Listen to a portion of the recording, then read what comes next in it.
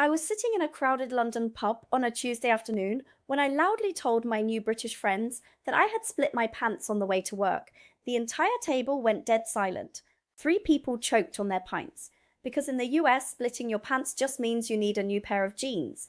But in the UK, I had just announced to a room full of strangers that I ripped my underwear wide open. I am Olivia. I packed up my life in the US and moved to the United Kingdom a couple of years ago. I love it here, I really do, but I am constantly baffled by the language barrier. We supposedly speak the exact same language, but the truth is, we absolutely do not. The cultural nuances and historical splits between American English and British English are actually wild when you look at the facts.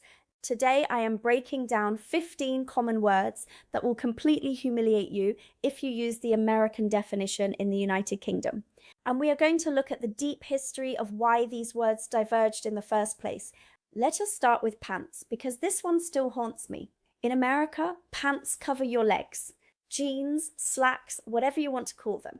You wear them over your underwear. In the UK, pants are the underwear. The historical context here is absolutely fascinating. Both countries get the word from pantaloons, which were these long, baggy garments worn by men in the 19th century. As fashion evolved, Americans eventually shortened pantaloons to pants and used it to describe any outer leg wear. The British stuck with the word trousers for the outer layer and started using pants exclusively for what goes underneath. There was actually a Victorian modesty standard at play here, where people did not want to explicitly say the word underwear in polite society, so they just called them pants. When an American compliments a British person on their nice pants today, you are basically complimenting their lingerie.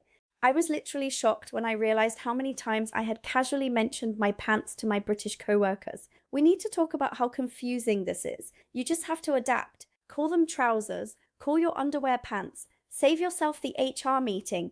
Number 2 is rubber. In the US, a rubber is slang for a condom. If you ask to borrow a rubber in an American high school classroom, you will get sent to the principal immediately.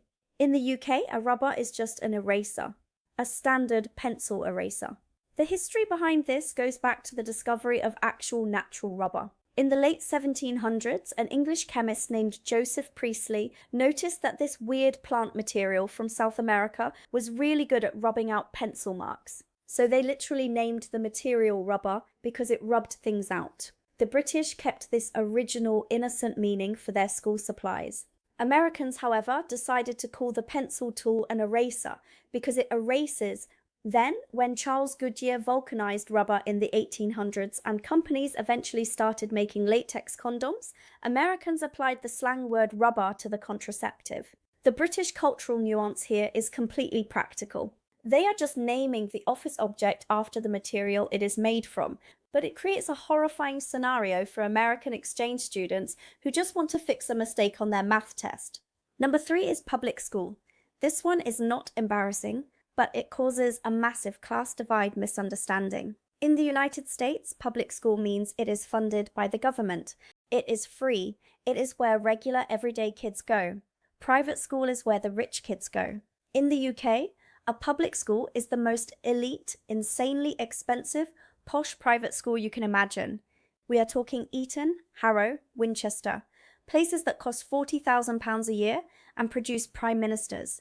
I was so confused when a very wealthy British guy told me he was just a public school boy. I thought we had a shared humble background. Nope, the historical split here is crazy. In 14th century England, schools were typically run by the church for specific local groups. A few schools eventually opened up to the paying public from anywhere in the country. They called them public schools because anyone who could afford the massive fees could attend, rather than just local charity cases. This was legally formalized by the Public Schools Act of 1868. The name stuck for centuries. Meanwhile, in America, Horace Mann championed the state-funded education system in the 1830s and literally called it public education for the masses. So if you hear a British person bragging about going to a public school, they are not trying to be relatable. They are telling you they belong to the upper crust of society. Quick thing before we get to the worst 2 on this list, the data on this channel shows that over 80% of you watching right now are not subscribed. That means you are showing up for the content, but the algorithm has no reason to show you the next video. Hit subscribe so you do not miss the next one. We have so much more transatlantic chaos to cover, and I want you here for it. Let us move on to number 4. Pissed. In the US, if you are pissed, you are angry. You are furious. If your boss yells at you, you are pissed off. In the UK, if you are pissed, you are heavily intoxicated. You are stumbling out of a pub at midnight singing Oasis songs. The psychological difference here perfectly captures how Brits and Americans process emotion. Americans took the phrase pissed off and turned it into a state of active aggression in the 1920s. The British took the word pissed and linked it to the physical reality of drinking way too many pints of lager, which naturally leads to spending half the night in the bathroom. The cultural nuance is that British social life revolves entirely around the pub. Getting pissed is practically a national pastime. When an American says they are really pissed about their flight being delayed, a British person pictures them chugging vodka at the airport bar, which, to be fair, might also be happening. But you have to specify pissed off in the UK if you want them to know you are angry. Number 5 is biscuit. The American biscuit is a soft, warm, buttery, flaky piece of bread. You eat it with fried chicken or cover it in sausage gravy. The British biscuit is a hard, sweet cookie that you dunk in your tea. Think of a digestive or a rich tea biscuit. The history of this word is basically the history of the British Empire. The word biscuit comes from the Latin panis biscoptus, which means twice-baked bread.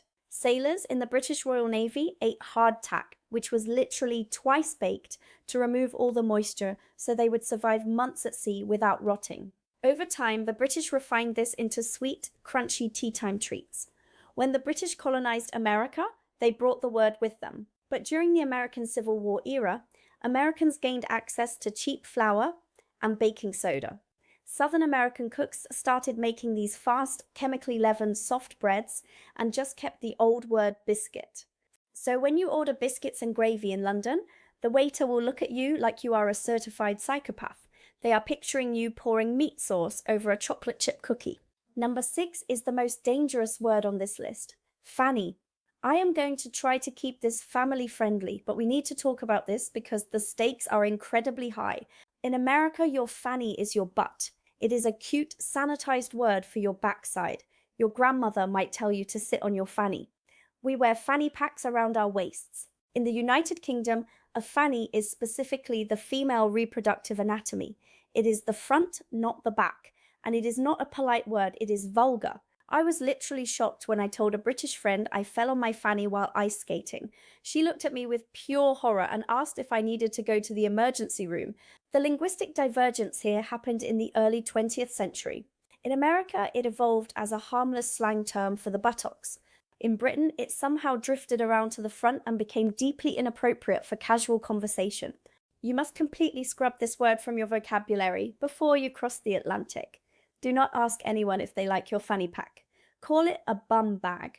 Yes, bum bag sounds ridiculous to American ears, but it will save you from getting slapped in public. Number 7 is suspenders. In the United States, suspenders are those stretchy straps that men wear over their shoulders to hold their trousers up. Think of a Wall Street banker in the 1980s or a grandfather at a wedding. In the UK, those shoulder straps are called braces. If you ask a British person where you can buy some suspenders, they are going to point you toward the lingerie department, because in the UK, suspenders are the little straps attached to a garter belt, used to hold up women's thigh-high stockings. Once again, Americans took a functional word that means to suspend something and applied it to men's business wear. The British kept the exact same functional logic, but applied it strictly to women's undergarments. This creates an incredibly awkward situation if you compliment a British male co-worker on his nice suspenders. He will wonder how you know what he is wearing under his suit. Just remember to say braces.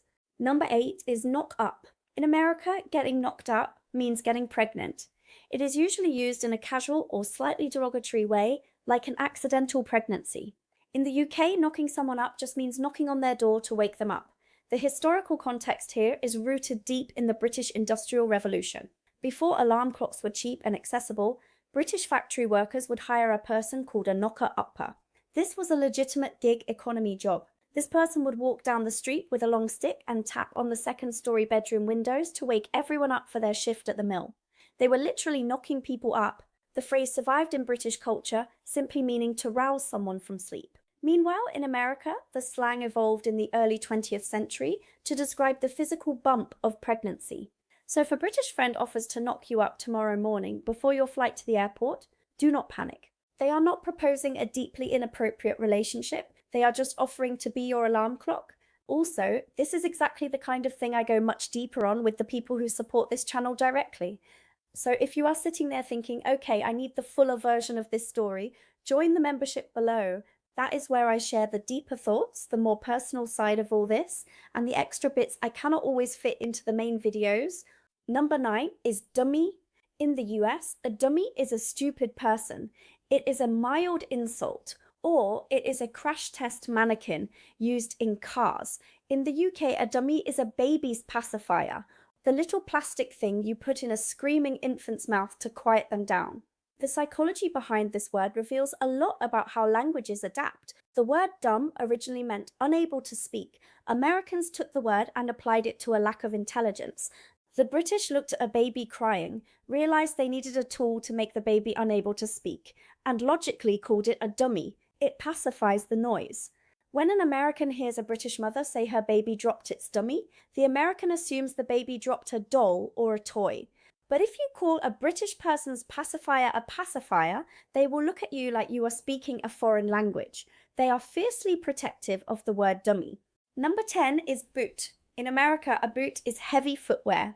You wear snow boots or cowboy boots. In the UK, the boot is the trunk of your car, where you put your groceries. The history of this word is a perfect snapshot of technological evolution. Back in the 18th century, horse-drawn carriages had a built-in step where the coachman would sit. This seat was often built over a locker used for storing tools and luggage. Because of its shape and position, it was called the boot locker. When automobiles replaced carriages, the British simply transferred the carriage terminology directly to the car. The luggage compartment remained the boot. Americans, on the other hand, decided to look at the big storage box strapped to the back of early cars and called it a trunk, because it literally resembled a large travel trunk you would take on a steamship. So if a British person tells you to throw your bags in the boot, they are not asking you to stuff your luggage into their shoes. Number 11 is shag. In the US, a shag is a type of thick, messy carpet from the 1970s. We have shag rugs, or maybe it is a specific type of layered haircut. In the UK, shag is a slang verb for having intercourse. It is incredibly common, completely casual, and widely used in British television and film. Austin Powers made this cultural gap famous in the late 90s, but somehow Americans still casually talk about their shag carpets without realizing how insane they sound to British ears. The etymology of shag is a bit murky, but it likely comes from an Old English word for shaking or tossing about. You can see how that eventually morphed into both a messy carpet texture and a messy bedroom activity. If you are decorating your apartment in London, do not tell your landlord you want to put a nice shag in the living room. You will get a very strange look and possibly an eviction notice. By the way, if you are enjoying this breakdown of my daily American suffering, hype up this video in the comments. Drop a like, show the algorithm some love, and let me know I am not the only one fighting for my life out here in these linguistic trenches. It really helps the channel grow, and I appreciate you. Number 12 is trainer. In the United States, a trainer is a human being who yells at you in the gym to do more squats. A personal trainer. In the UK, trainers are your sneakers, your athletic shoes. The logic here is pretty straightforward once you break it down. The British call them training shoes because you wear them to do your athletic training. Over time, training shoes just got shortened to trainers. Americans called them sneakers because the rubber soles allowed people to sneak around quietly without their footsteps being heard.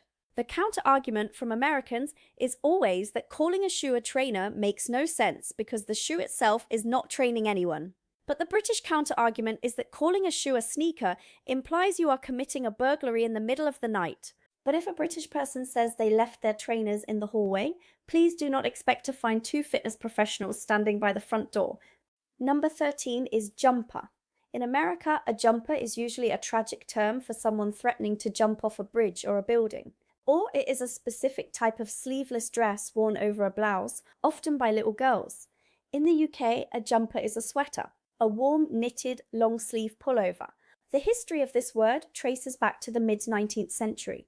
The word jump was used to describe a short coat or a men's underwaistcoat. It actually came from the French word jupe, meaning a short jacket. The British evolved this into jumper to describe the heavy woolen garments worn by sailors to stay warm on the freezing ocean. When the knitted sweater became casual fashion in the 20th century, the British kept the naval word. Americans adopted the word sweater because athletes literally wore them to sweat and lose water weight before boxing matches in the 1920s.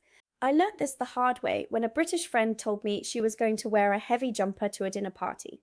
My American brain pictured her showing up in a toddler's corduroy dress. I was very relieved when she just showed up in a normal knit sweater. Number 14 is bog. In America, a bog is a swamp. It is a muddy, treacherous wetland filled with peat and moss. You might find Shrek living in a bog. In the UK, the bog is the toilet, the restroom, the bathroom. If a British person says they are going to the bog, they just need to use the facilities. The historical context here is grim but fascinating. Back in the days before indoor plumbing, people used an outhouse or a hole in the ground for their business. Because these pits were damp, muddy, and smelled absolutely terrible, people started sarcastically calling them bog houses. Over the centuries, the word house was dropped, and the slang bog survived as a permanent cultural staple for the toilet. So when an American hears someone say they dropped their phone in the bog, the American pictures them hiking in a dangerous swamp and losing their phone in the mud. The British person just means they had a tragic accident in the pub restroom. The most British thing ever is taking a miserable piece of sanitation history and turning it into casual pub slang. And finally, number 15, chips. This is the one that causes daily friction. In the US, chips are thin, crispy, fried slices of potato that come in a bag. Your Lay's, your Doritos, your Ruffles. In the UK, those bagged snacks are called crisps. In the UK, chips are thick cut, chunky fries that you eat hot with battered fish. The history of the potato creates a massive cultural divide here. The British have been making fish and chips since the 1860s. They called the potato pieces chips because they literally chipped them off the raw potato with a knife.